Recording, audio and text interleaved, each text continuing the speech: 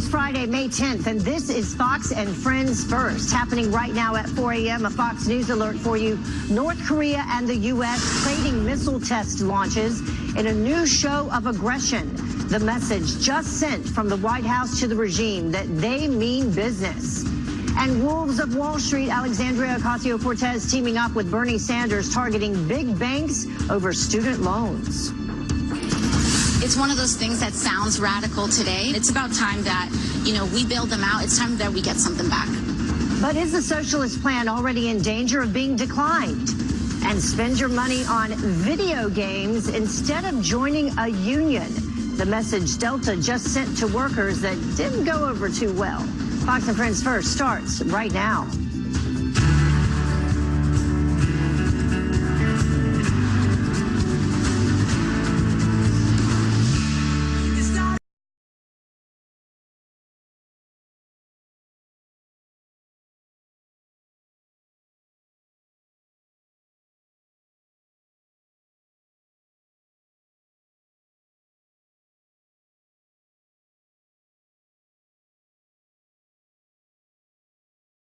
New York City for you there.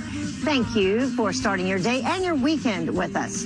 Well, breaking overnight, some news for you. The U.S. just increased tariffs 25% on $200 billion worth of Chinese goods.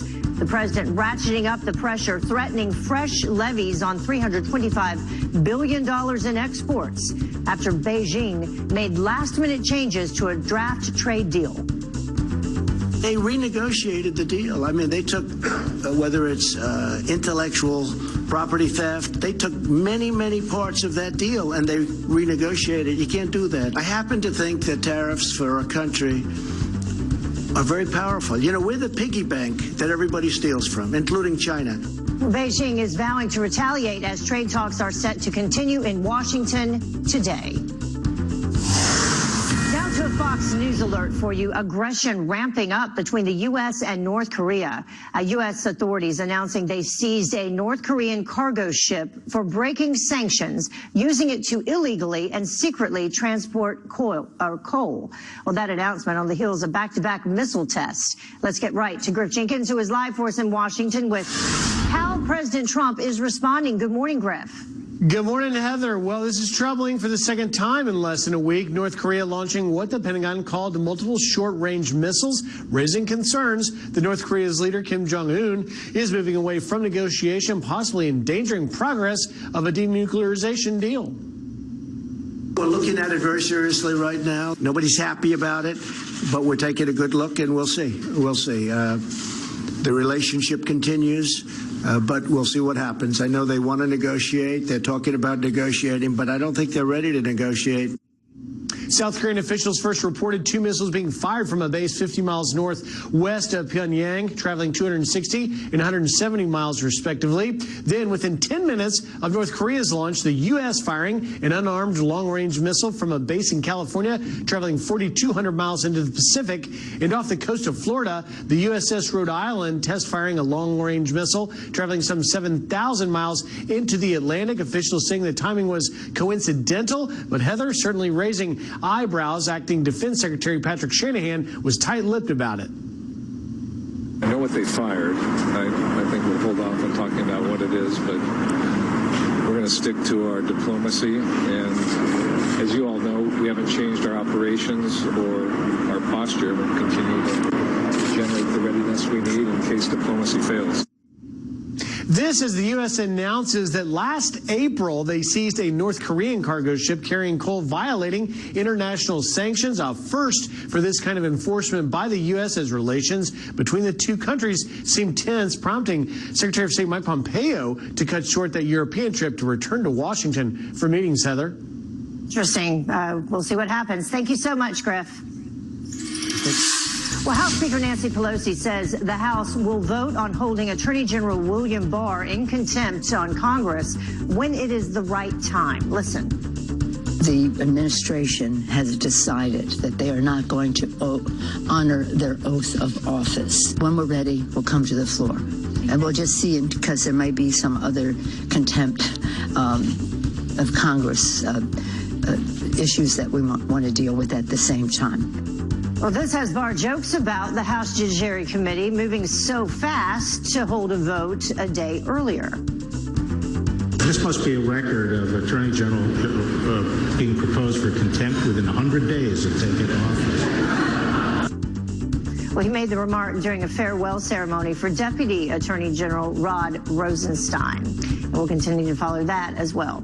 Well, because Democrats hold the power in the House, they have the momentum heading into the next potential contempt vote. But Fox News contributor Molly Hemingway says what the Democrats don't have is a reason to call this a constitutional crisis.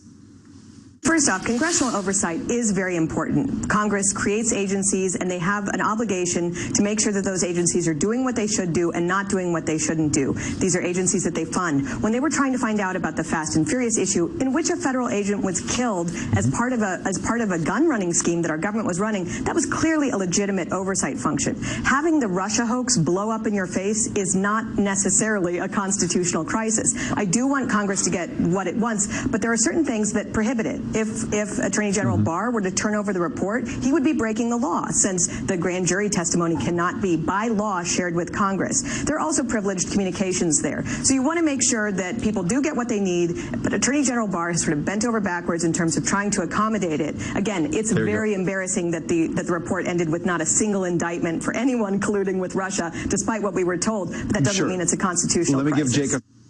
Well, if the House holds a full vote on Barr, it could come after President Trump exerted executive privilege over the unredacted report, setting up a legal battle between the executive and legislative branches. Well, some other news for you today. The two suspects in the deadly Colorado shooting are back in court. Devon Erickson and a juvenile suspect will be formally charged for murder and attempted murder. And we're now learning that a parent tried to warn the school of a repeat of Columbine. According to CBS, a parent sent a letter to officials months ago saying that many students at the STEM school were, quote, suicidal and violent. Well, Kendrick Casillo losing his life while taking down one of those suspects, his close friend reflecting on his life. Kendrick really was as many people say, the nicest person you'd meet. I wish he was still here. I wish he didn't have to be the one to save us all. Well, sources telling our affiliate in Denver, both suspects tried to set Erickson's home on fire before the shooting. Chelsea Manning released from jail overnight after 2 months for refusing to testify to a grand jury on WikiLeaks. Manning was freed because their term expired.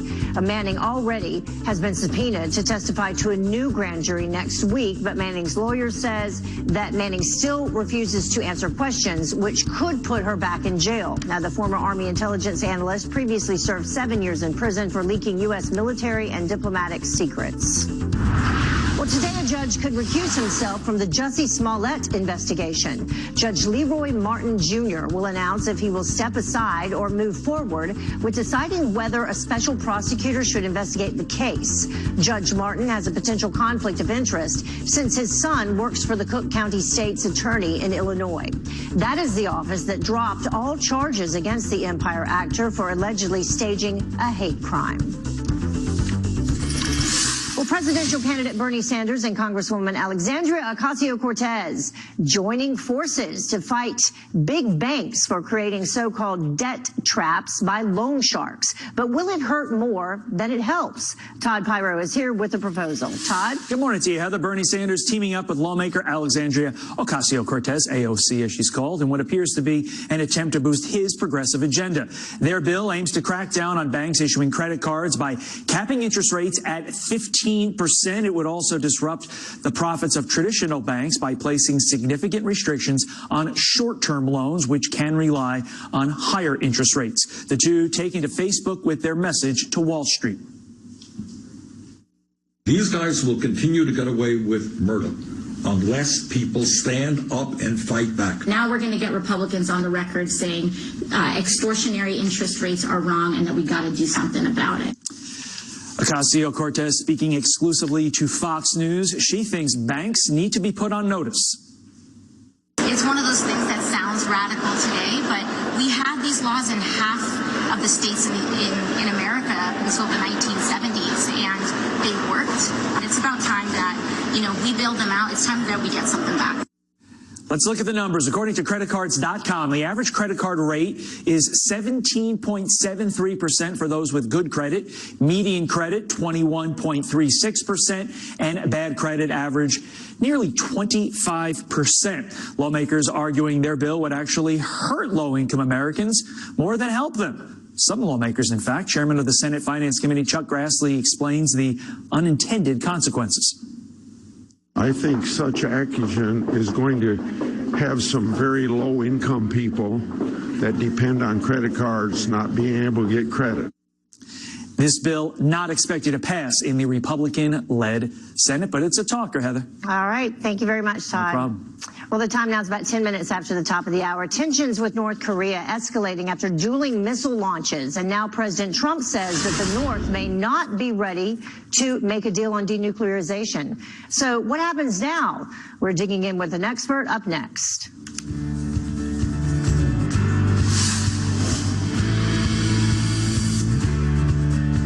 Why pay